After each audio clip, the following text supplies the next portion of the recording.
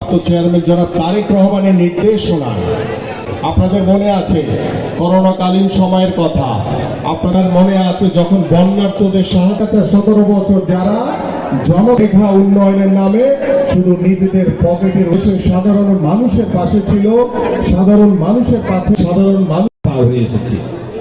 আল্লাহর কাছে হাজারো শুকরিয়া আদায় করি যে আল্লাহ তাআলার শেষ রহমতে আমার কাছে মনে হয় আল্লাহ তাআলার যে অলৌকিক শক্তি তার মাধ্যমে তিনি হঠাৎ করে একদিন হাসিনাকে যেন গুম করে দেবেন।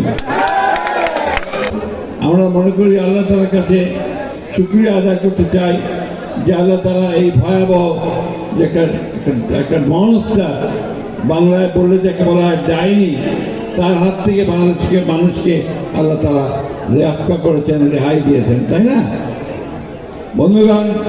আজকে একটা নতুন সুযোগ সৃষ্টি হয়েছে। আমাদের মানুষ, আমরা 15 বছর এই মানুষগুলো যুদ্ধ করেছে, সংগ্রাম করেছে, লড়াই করেছে।